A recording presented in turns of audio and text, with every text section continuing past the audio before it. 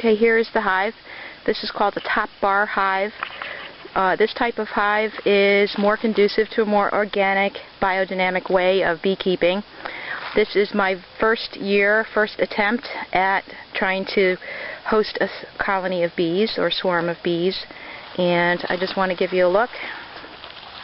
We built these at a workshop for top bar hives at the Trumbull Nature Center, which was put on by Paoletto Farms, which is an apiary site.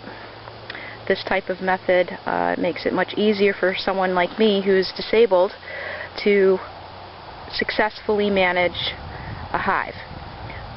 Let me just show you. This is a pretty much untreated hive. The only thing I put on it was tung oil, which is what I had available. Nothing fancy. Inside, you can see there's screening along the bottom. This is the rear end of the hive.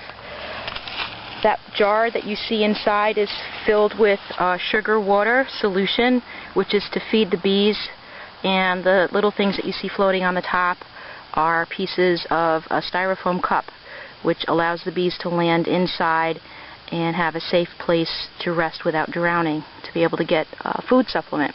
They don't necessarily need to have that, but it's nice to have to feed them as they get adjusted and acclimated to their new space. I left a hole back there so I could just have access to the back for the thing. I'll be filling that hole up. You can see there is a hive tool, some mini crowbar, very common utensil around a house. At least we have several of them here. This end is the front end of the hive, and you can see those holes drilled in the shape of a T are the entrances and exits for the bees to come in and out of the hive. You can see the hive is set up a little bit off the ground, which will help any type of predator animals, mammals particularly, trying to climb up and get into the honey or into the hive to disturb the bees. So this is much more easier for me to deal with. It's pretty much waist high. The straps on the top bars are not something that is part of the original design, but my teacher thought of this idea to make the straps easier for me to pick the top bars up and out of the hive once the honeycomb has been established on there. You can see that there are what looks like popsicle sticks that are attached to the top bars, and that's what they're going to be drawing the honeycomb on. So this is